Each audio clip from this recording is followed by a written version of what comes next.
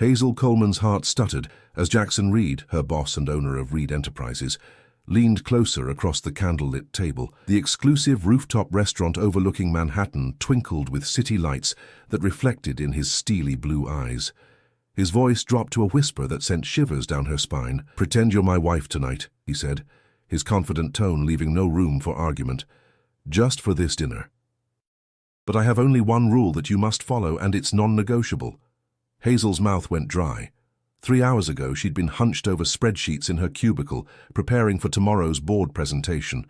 Now she sat in a designer dress Jackson had somehow procured in her exact size, wearing jewelry worth more than her annual salary, across from New York's most eligible bachelor, a man worth billions who rarely took no for an answer.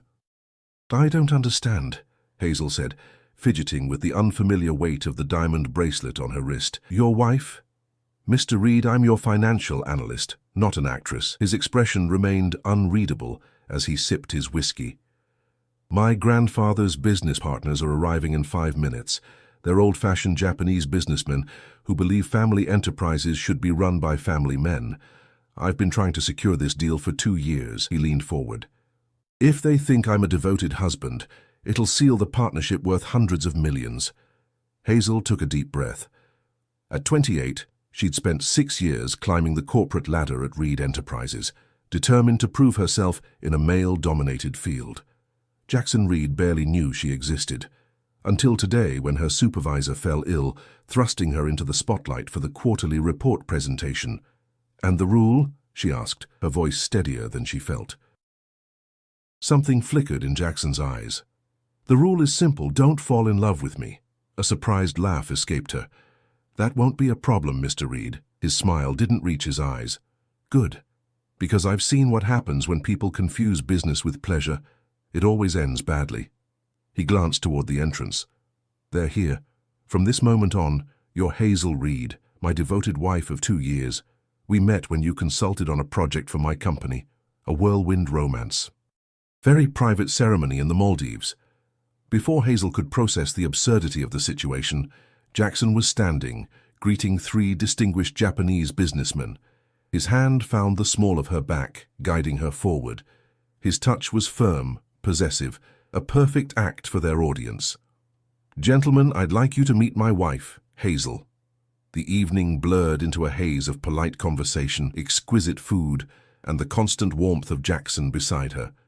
He played his role flawlessly, the attentive husband, occasionally touching her hand, sharing private smiles, telling the story of their fictional first date with such vivid detail that Hazel almost believed it herself. Most surprising was how easily Hazel slipped into her role.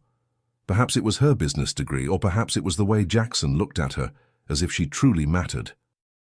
Whatever it was, by dessert, she found herself leaning into his shoulder, laughing genuinely at his jokes and feeling a dangerous warmth spreading through her chest whenever their eyes met. The Japanese businessman seemed thoroughly charmed, especially Mr. Tanaka, the eldest of the group, who raised his glass in a toast to partnerships, both business and personal. May they both flourish with trust and loyalty. After dinner, the businessmen departed, leaving Hazel and Jackson alone on the rooftop. The act should have ended there, but Jackson's hand remained on hers, his thumb tracing idle patterns across her skin. "That went better than I could have hoped," he said quietly. "You were remarkable, Hazel." "Thank you," she replied, suddenly awkward now that their audience was gone. "I should go. It's late, and I have the board presentation tomorrow." Jackson nodded, but made no move to release her hand. "About that presentation, I'd like you to lead it. Your work on the quarterly report impressed me. You see patterns others miss." Hazel blinked in surprise. "That's my supervisor's responsibility. He'll be back tomorrow." "I'm making it your responsibility," Jackson said firmly. "I recognize talent when I see it." The car ride to her apartment was silent, the air between them charged with unspoken tension. When they arrived, Jackson walked her to the door of her modest building, a stark contrast to his penthouse lifestyle. "Tomorrow morning, 8 a.m. sharp, my office to prepare for the board," he said. Then, unexpectedly, he leaned down and brushed his lips against her cheek, a performance for no audience. "Good night, Mrs. Reed." Hazel watched him walk away, her cheek burning where his lips had touched. The rule echoed in her mind. Don't fall in love with me. It wasn't until she was inside her apartment that she discovered the envelope in her purse. Inside was a bonus check with more zeros than she'd ever seen, along with a handwritten note for services rendered. The jewelry is yours to keep as well. J.R. The warm feeling that had been building all evening crystallized into ice. Of course. To Jackson Reed, everything and everyone had a price tag. This was a business transaction, nothing more. Hazel tossed the check onto her coffee table and sank onto her sofa. She should feel grateful for the opportunity, the bonus, the chance to advance her career. Instead, she felt hollow. What Hazel didn't know was that across town, in his penthouse overlooking Central Park, Jackson Reed stood at his floor-to-ceiling windows, whiskey in hand, unable to shake the image of his pretend wife from his mind. The rule he'd given her was one he'd always lived by himself, a rule born from the painful lessons of his past, a rule he was suddenly finding difficult to remember. The next morning, Hazel arrived at Reed Enterprises headquarters at precisely 7:45 a.m. Power suit on, hair perfectly styled, the diamond bracelet conspicuously absent from her wrist. She'd left all the jewelry in a box on her kitchen counter, a silent statement that some things weren't for sale. As the elevator climbed to the executive floor, her stomach knotted with nerves. Last night had been a fantasy, a strange, unsettling masquerade. Today was reality, and in reality, she was just Hazel Coleman, financial analyst, who had a job to do and a career to build. Nothing more. The elevator doors opened directly into Jackson Reed's private reception area, and Hazel froze. Standing there, in deep conversation with Jackson, was Mr. Tanaka from dinner last night. Both men turned at her arrival. "Ah, here she is now," Jackson said, smiling broadly. "My brilliant wife." Hazel's carefully constructed professional mask slipped. The fantasy wasn't over. It was just beginning. Mr. Tanaka bowed slightly. "Mrs. Reed, a pleasure to see you again. I was just telling your husband how impressed I was with your knowledge of international markets last night." Hazel shot Jackson a panicked look, but his expression remained calm, confident, as if he'd expected this complication all along. "Mr. Tanaka has invited us to dinner at his estate this weekend," Jackson explained smoothly, "along with several potential investors." Hazel began, but Jackson cut her off with a gentle touch to her arm. "My wife is simply concerned about her schedule," he said to Mr. Tanaka. "She's leading a very important board presentation today." Mr. Tanaka nodded approvingly. "A modern marriage. Two powerful professionals supporting each other. I admire this greatly." After he departed, Hazel pulled Jackson into his office, shutting the door firmly behind them. "What are you doing?" she hissed. "The dinner was supposed to be the end of it." Jackson moved to his desk, completely unruffled. "Plans change. The Tanaka Group is considering a $500 million investment, and they're clearly more comfortable dealing with a family man." He looked up, his expression serious. "This could be the biggest deal in the company's history. And what about my career? My reputation? People will talk if they think I'm sleeping my way to the top." "No one will think that," Jackson countered. "You were already on the promotion track before this. Your work speaks for itself." Hazel paced the expansive office, mind racing. How long would this charade need to continue? "Just until the contracts are signed. 2 weeks, maximum." Jackson's voice softened. "I wouldn't ask if it wasn't important, Hazel." She stopped pacing, weighing her options. The professional opportunity was undeniable, leading the board presentation today, access to the upper echelons of the business world, connections that took others decades to build. And despite everything, a tiny, traitorous part of her had enjoyed last night being Jackson Reed's wife, even if just pretend. "Fine," she finally said. 2 weeks, but we need ground rules beyond just your don't fall in love with me command." She ticked off points on her fingers.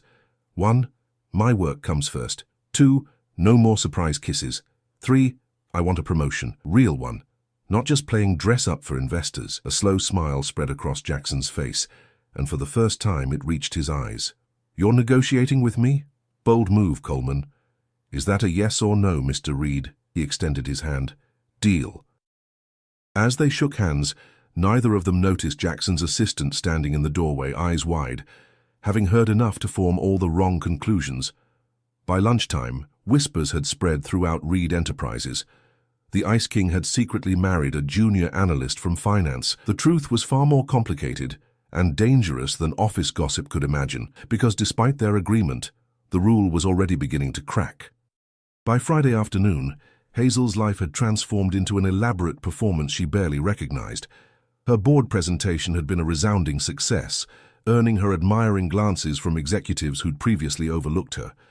The office whispers followed her everywhere, a mixture of envy and speculation. The story of her secret marriage to Jackson Reed had spread like wildfire, despite HR's attempts to quell the gossip. "You have visitors, Mrs. Reed," Jackson's executive assistant, Pamela, announced with thinly veiled disapproval. 3 days into their charade, and Pamela still hadn't warmed to Hazel. Hazel looked up from the financial projections on her new office computer. Her promotion had come with a corner office on the executive floor, conveniently close to Jackson's suite.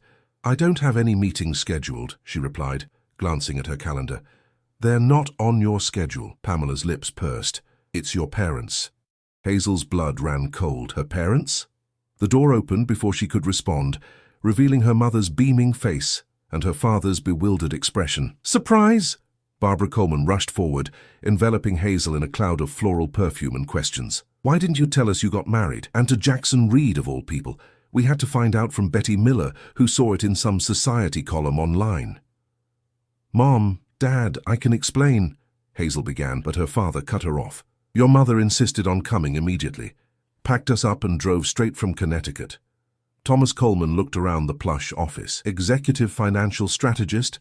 Last month you were just an analyst." Hazel's mind raced. Her parents lived only 2 hours away in Hartford, where her father taught economics at the university, and her mother ran a successful interior design business. They were pragmatic people who valued honesty above all else. This deception would crush them. "I was going to call you this weekend," she improvised, desperately searching for a way out.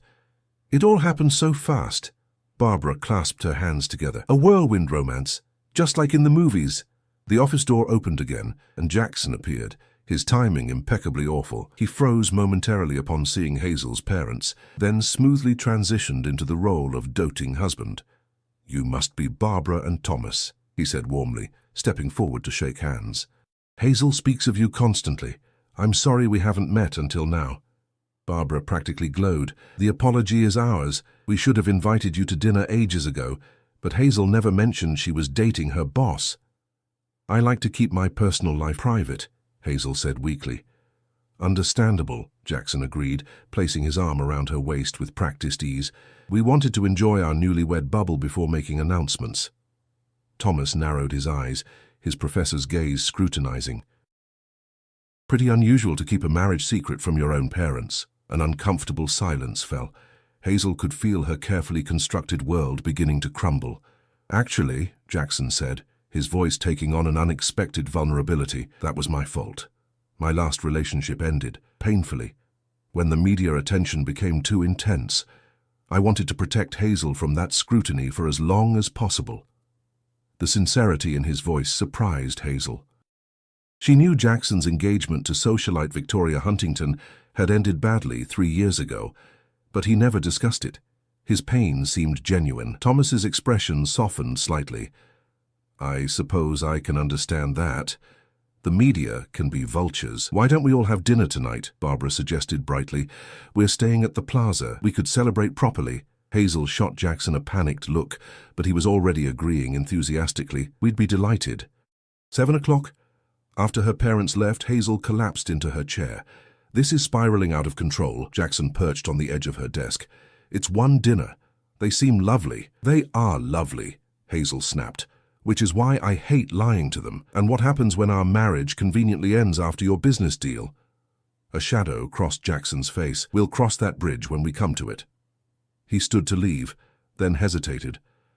"By the way, the story about Victoria was true. The press hounded her until she fled to Europe." Hazel's anger deflated slightly. "I'm sorry, that must have been difficult." "Ancient history," he said dismissively, but something in his eyes told a different story. "Wear the blue dress tonight. It matches your eyes." Dinner with her parents proved surprisingly enjoyable. Jackson charmed them effortlessly, sharing stories of his humble beginnings in Seattle before building Reed Enterprises from scratch. Hazel had never heard these details before. His father's death when Jackson was 16, working 3 jobs to support his mother through her illness, building his first tech startup from a garage. "You never told me any of this," Hazel said quietly, while her parents were distracted by dessert menus. Jackson's eyes met hers. "You never asked." Something shifted between them in that moment, a glimpse behind the billionaire facade to the self-made man beneath. Hazel found herself genuinely laughing at his jokes, leaning into his touch without thinking. The lines between pretense and reality blurred dangerously. "Well," Barbara declared as they finished their coffee, "I can see why you fell for him, Hazel. Though I'm still hurt you didn't include us in your wedding." Guilt twisted in Hazel's stomach. "It was very small, Mom." "We're planning a proper reception," Jackson interjected smoothly. "Once the Tanaka deal is finalized, you'll be our guests of honor." Thomas raised an eyebrow. "The Tanaka deal, the Japanese investment group." Hazel had forgotten her father's extensive knowledge of international economics. "Yes, Jackson's been working on it for months." "Interesting timing," Thomas mused. "I read they only partner with family-run businesses." A heavy silence fell over the table. Jackson's hand tightened around Hazel's under the tablecloth. "Dad," Hazel began, but Thomas waved her off. "I'm not implying anything," he said, though his expression suggested otherwise. "Business is business, and speaking of which, we should let you two get home. I'm sure you have an early morning tomorrow." Outside the restaurant, Barbara hugged Hazel tightly. "He's wonderful, darling. A bit intense, perhaps, but he looks at you like you're the most precious thing in his world." Hazel's throat tightened. "Does he?" "A mother notices these things." Barbara patted her cheek. "Just be careful with your heart, sweetheart. Men with empires sometimes struggle to make room for love." In the car back to Jackson's penthouse, where Hazel had reluctantly agreed to stay temporarily to maintain appearances, silence stretched between them. "Your father suspects," Jackson finally said. "He's an economist. He connects dots for a living." Hazel stared out the window at the passing city lights. "This is getting too complicated, Jackson. The contracts will be signed next Friday. Then everything can go back to normal." Normal, the word echoed hollowly. What was normal now? Before this charade began, Hazel had been satisfied with her methodical climb up the corporate ladder. Now she'd tasted life in the upper echelons of power, not just professionally but personally. Being desired even artificially by a man like Jackson Reed had awakened something in her she hadn't known existed. "There's a charity gala tomorrow night," Jackson said as they entered his penthouse. "The Tanakas will be there along with several other potential investors." Hazel nodded wearily. "What time?" "Car will pick us up at 7. He hesitated. "Hazel, I know this isn't what you signed up for. If you want out—" "I signed a deal," she interrupted. "I'll see it through." Later that night, unable to sleep in the lavish guest suite, Hazel wandered to the penthouse's kitchen for tea. She was surprised to find Jackson there, wearing only pajama pants, staring at his laptop screen. "Sorry," she said, turning to leave. "Stay," he said softly. "I could use the company." Against her better judgment, Hazel sat beside him at the counter. "Trouble sleeping?" "Always." He rubbed his eyes. "I was looking at the presentation for the Tanakas. Something feels off about their financing structure." Hazel peered at the screen. Financial analysis was her specialty, and despite her complicated feelings about this arrangement, her professional instincts kicked in. "May I?" For the next hour, they worked side by side, discovering discrepancies in the Tanaka Group's reported assets versus their actual holdings. Jackson's proximity was distracting, the scent of his skin, the warmth radiating from his bare chest, but Hazel forced herself to focus. "This doesn't make sense," she murmured, pointing to a series of offshore transactions. "They're moving money through shell companies, but why?" Jackson frowned. Could they be hiding financial problems? Or something else entirely? Hazel's mind raced through possibilities. "We need more information." They locked eyes, the thrill of the challenge pulsing between them. In that moment, they weren't pretend spouses or boss and employee. They were equals, partners. "We'll get it," Jackson promised, his hand covering hers. "Together." The touch lingered longer than necessary. Hazel knew she should pull away, but instead found herself leaning closer. drawn by a magnetic pull she couldn't explain. Jackson's eyes darkened as his gaze dropped to her lips. The shrill ring of his phone shattered the moment. Jackson answered gruffly, his expression shifting to concern as he listened. "I'll be right there," he said, standing abruptly. "That was security. There's been a break-in at the office, specifically targeting the files on the Tanaka deal." Hazel felt a chill. Coincidence? "I don't believe in coincidences." Jackson was already heading for his bedroom to change. "Stay here. I'll handle this." "No," Hazel said firmly. "If we're partners in this, then we're partners all the way." Jackson paused, studying her with an unreadable expression. Then he nodded once. "Get dressed, 5 minutes." Neither of them could have predicted what awaited them at Reed Enterprises, or how it would test not just their false marriage, but their very real, growing feelings for each other. The Reed Enterprises headquarters loomed like a ghost ship in the midnight darkness, emergency lights casting eerie shadows across the normally bustling lobby. Security personnel swarmed the executive floor, where Jackson's office door hung ajar, the sophisticated lock system disabled. "Nothing appears to be missing, Mr. Reed," the head of security reported, as Jackson and Hazel surveyed the chaos. "But someone definitely accessed your computer system." Hazel noticed Jackson's jaw tighten. "Show me the security footage." The video revealed a hooded figure moving with practiced efficiency through the office, using high-level access codes to enter restricted areas. Most disturbing was how familiar they seemed with the building's layout and security protocols. "It's an inside job," Hazel whispered, the realization hitting her like a physical blow. They knew exactly where to go and how to get in.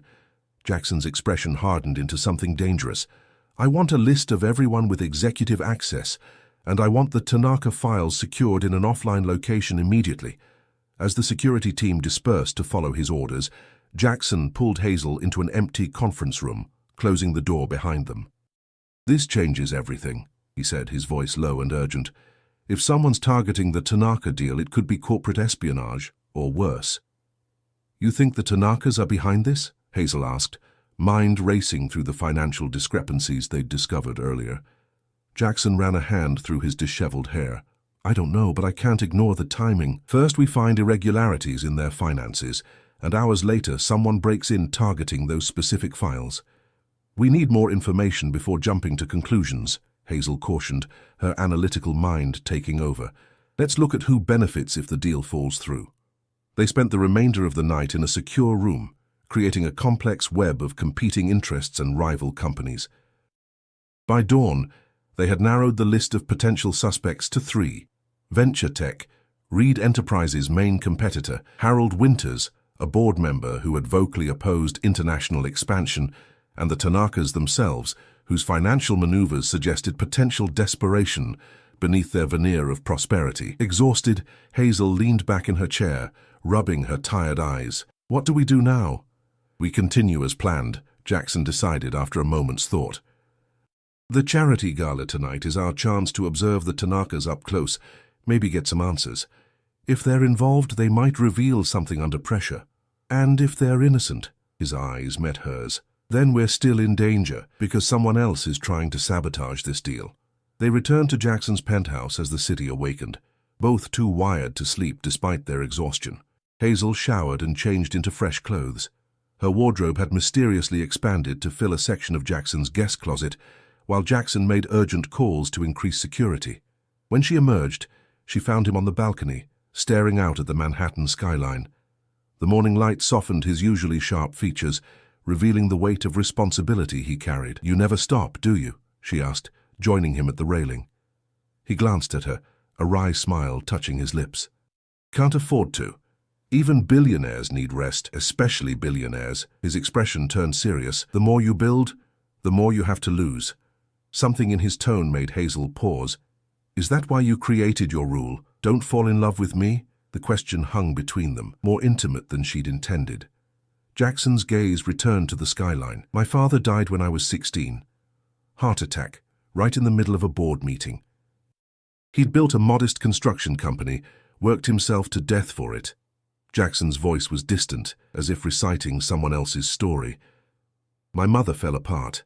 Their love was all-consuming. When he died, part of her died too." "I'm sorry," Hazel said softly. I swore I'd never be that vulnerable, never give anyone that kind of power over me. He turned to face her fully. Then Victoria happened. Your ex-fiancée? Jackson nodded. She was brilliant, ambitious. I thought we understood each other, that she loved me for who I was, not what I owned. Then the tabloids printed photos of her with her ex-boyfriend just weeks before our wedding. Hazel winced. That's awful. The worst part wasn't the betrayal, it was realizing how close I'd come to breaking my own rule. His eyes locked with hers, intense and unguarded. I won't make that mistake again. Before Hazel could respond, Jackson's phone rang. He checked the screen, his expression shifting back to business mode. It's Mr. Tanaka, I should take this. Hazel retreated inside, her mind spinning. For the first time, she glimpsed the man behind the billionaire facade, wounded, guarded, and far more complex than she'd imagined. The rule that had seemed so arrogant now revealed itself as armor, protecting a heart that had been broken too many times. And despite her best intentions, Hazel Coleman was starting to care. Hours later, as they prepared for the charity gala, an uncomfortable tension lingered between them.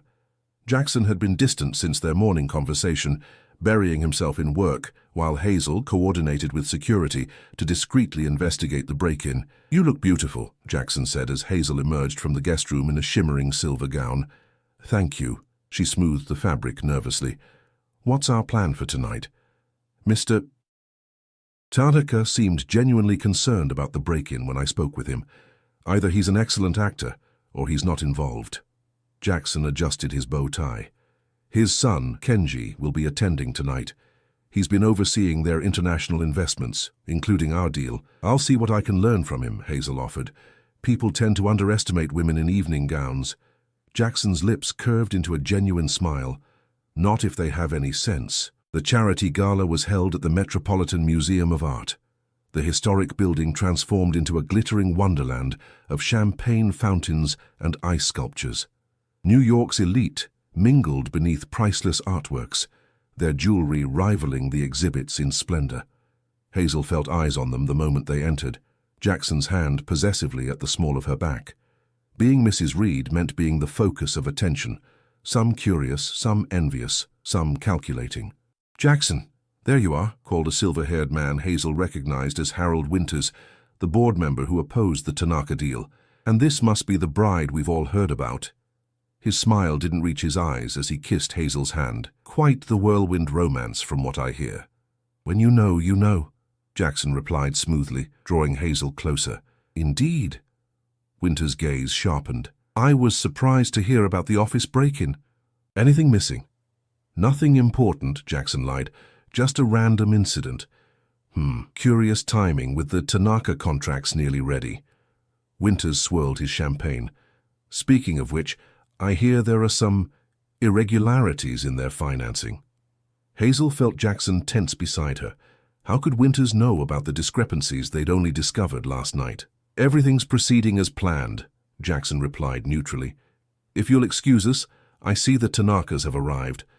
As they moved away, Hazel whispered, he knows about the financial issues, which means either he's behind the break-in or our security has more leaks than I thought. Jackson's expression was grim. Stay close tonight. I don't trust anyone here. Kenji Tanaka proved surprisingly forthcoming after several glasses of champagne. Younger than his father, with Western education and perfect English, he spoke candidly about their family business. Father is traditional, but I've been pushing for modernization, he confided to Hazel, while Jackson was momentarily detained by investors. This deal with Reed Enterprises is crucial for our future. Why is that? Hazel asked innocently, sipping her champagne. Kenji hesitated, then leaned closer. Between us, we're facing pressure from competitors in Tokyo. Without Western expansion, we could lose significant market share.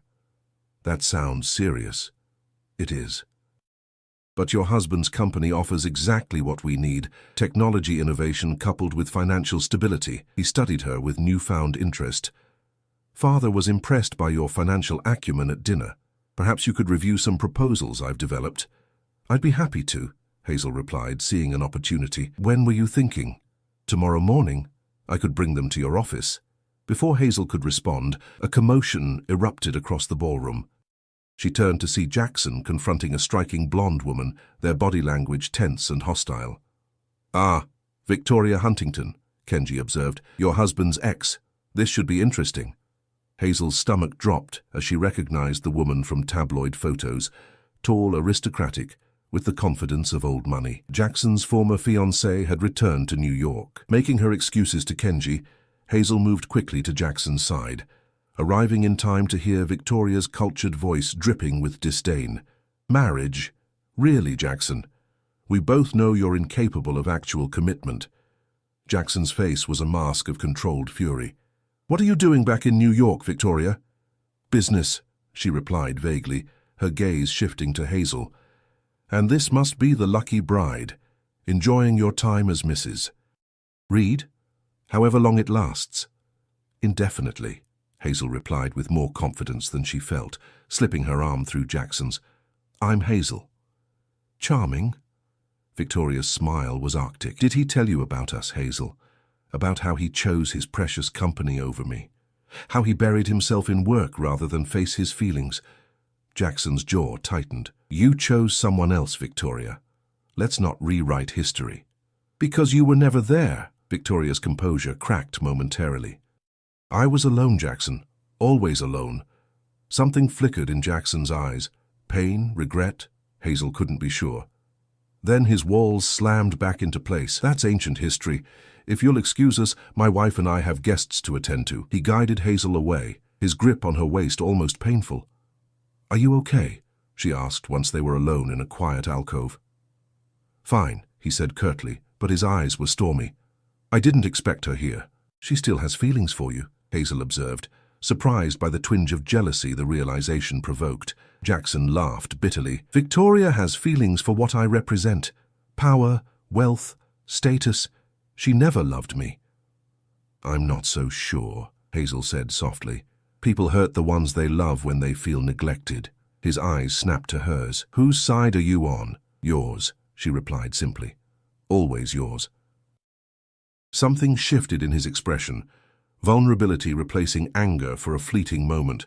Then his phone buzzed, breaking the spell. He checked the screen, his face paling. "What is it?" Hazel asked, instantly alert. "Security at the penthouse. There's been another break-in." His voice was tight with controlled panic. "They're sending images now." He turned his phone to show Hazel the security footage. The intruder wore the same hooded disguise as before, but this time they'd left something behind. Spread across Jackson's bed were dozens of photographs of Hazel, at her apartment, at the office, even at dinner with her parents. Across the images, a message was spelled out in cut-out letters. "The marriage is fake. The danger is real." "We need to leave. Now," Jackson said, already guiding Hazel toward the exit. "Jackson, wait. Who would do this? How do they know about our arrangement?" His expression was grimmer than she'd ever seen it. "I don't know. But they're not just after the Tanaka deal anymore. They're after you."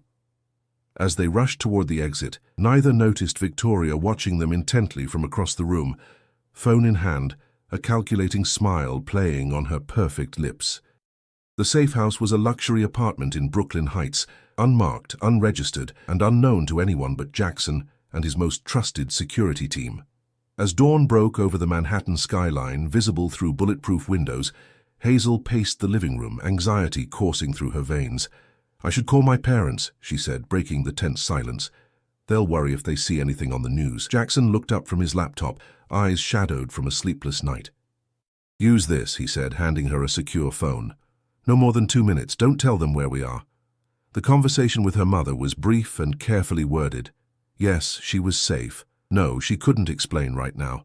Yes, Jackson was taking care of everything. When she hung up, Hazel found Jackson watching her intently. "What?" she asked, suddenly self-conscious. "You protected me," he said quietly. "You could have told them everything, that our marriage is a sham, that I've put you in danger, but you didn't." Hazel hadn't considered betraying him, not even for a moment. The realization unsettled her. "We're in this together now," she said simply. His expression softened. "We need to talk about what happens next. My security team found surveillance equipment in both the office and the penthouse. Professional grade. Whoever's behind this has been watching us for days." Hazel sank onto the couch beside him, the implications making her dizzy. So they know everything about the fake marriage, the Tanaka deal, and they're using it against us. Jackson ran a hand through his disheveled hair. The question is, who stands to gain the most from sabotaging both the deal and my reputation? We have 3 suspects, Hazel said, slipping into analyst mode to calm her nerves. Harold Winters, who opposes the deal and knew about the financial irregularities. Venture Tech, your biggest competitor, and now Victoria, who has both motive and opportunity. Don't forget the Tanakas themselves, Jackson added grimly. The discrepancies in their financials could indicate desperation. Perhaps they're planning to take Reed Enterprises' intellectual property and run. Hazel shook her head. That doesn't explain the photos of me or the warning. This feels personal. Everything in business is personal, Jackson said with unexpected bitterness. Especially revenge. A notification pinged on his laptop. Jackson's expression darkened as he read the screen. The break-ins have leaked to the press. The New York Times is running a story suggesting corporate espionage related to the Tanaka deal.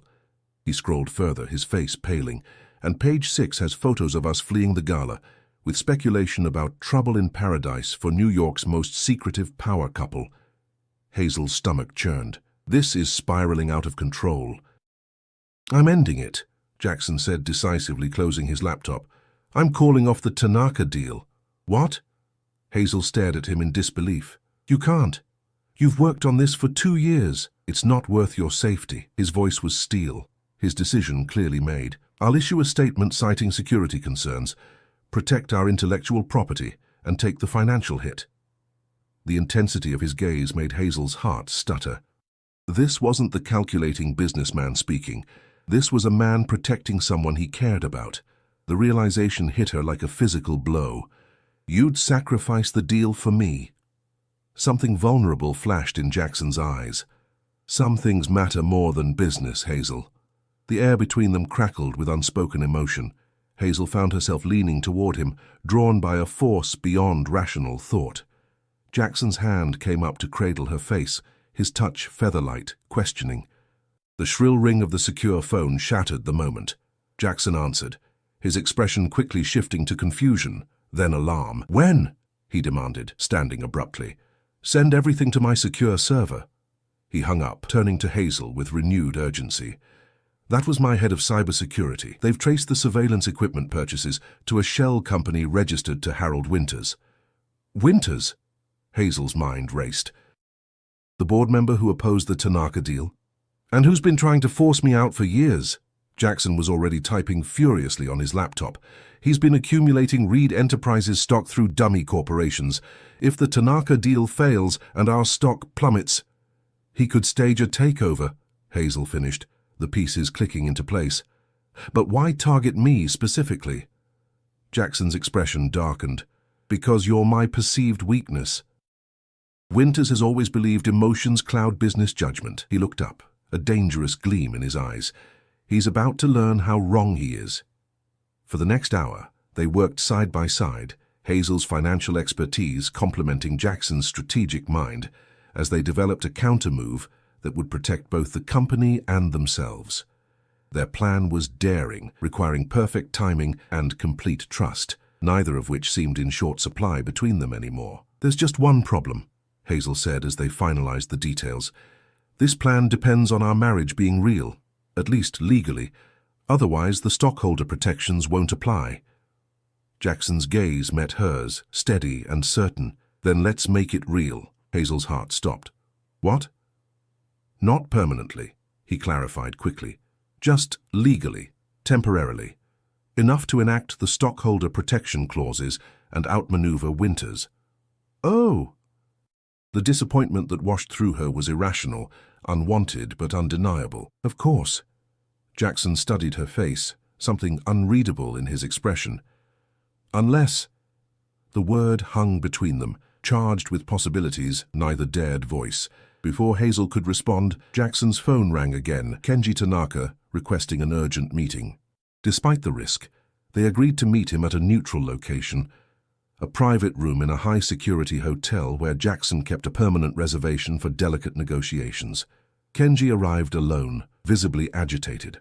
My father doesn't know I'm here, he said without preamble, but I discovered something you need to see. He produced a tablet containing internal communications from the Tanaka Group, specifically exchanges between his father and Harold Winters, dating back months. Winters approached my father last year, suggesting a partnership, Kenji explained as Jackson and Hazel read through the messages. When father chose Reed Enterprises instead, Winters became desperate. The communications revealed Winters' increasingly frantic attempts to sabotage the deal, culminating in a thinly veiled threat. Reed's new wife could prove a valuable source of information, willingly or otherwise. Hazel felt sick. He was planning to use me against Jackson all along. When I found these, I knew I had to warn you, Kenji said earnestly. My father values honor in business. He would never condone such tactics. Jackson's expression was thunderous. Does your father know about our marriage situation? Kenji looked uncomfortable. He suspected it was convenient timing, but he was impressed by both of you, regardless. Your commitment to each other during the deal negotiations convinced him of your integrity. The irony wasn't lost on Hazel. Their fake relationship, built on deception, had paradoxically demonstrated their character. What will you do? Kenji asked. Jackson exchanged a look with Hazel, silent communication passing between them. Spring our trap, he said simply. The emergency board meeting was called for that afternoon. Harold Winters arrived looking smugly confident, clearly expecting Jackson's downfall. Instead, he found himself facing not only Jackson and Hazel, but also the elder Mr. Tanaka, who had flown in specifically for the occasion. Before we begin, Jackson addressed the assembled board members, his voice commanding absolute attention. I'd like to introduce my wife, Hazel Reed, who as of this morning is also Reed Enterprises' new chief financial officer. Murmurs rippled through the room. Winters' expression soured. As Mrs. Reed has uncovered evidence of corporate espionage targeting our company, she'll lead this portion of the meeting, Jackson continued, yielding the floor to Hazel with unmistakable pride. Heart pounding but voice steady, Hazel presented the evidence they'd gathered. The surveillance equipment traced to Winters' shell company, the communications with the Tanaka Group, the calculated stock accumulation through dummy corporations. With each damning slide, Winters' face grew paler. You have no proof, he finally sputtered when she finished. Actually, we do, Jackson countered, nodding to security personnel who entered with 2 police officers.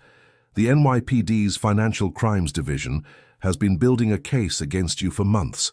We just provided the missing pieces.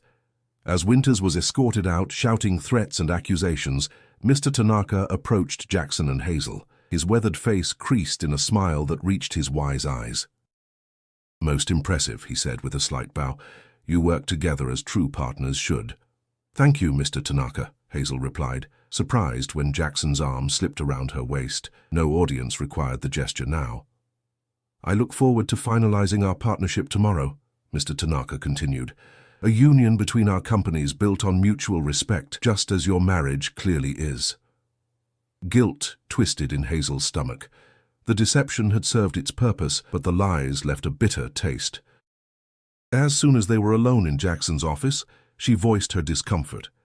We need to tell him the truth, she insisted. The deal can stand on its own merits now. Jackson studied her for a long moment. And what truth would that be exactly? That we're not really married, that it was all business? Was it?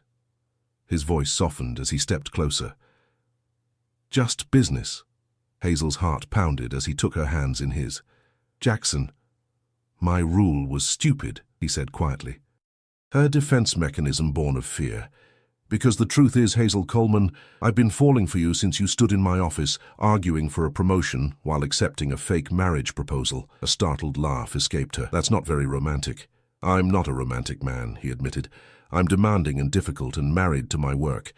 But these past 2 weeks have shown me what could be possible with the right partner. His eyes held hers, vulnerable and honest in a way she'd never seen before. If you'll have me.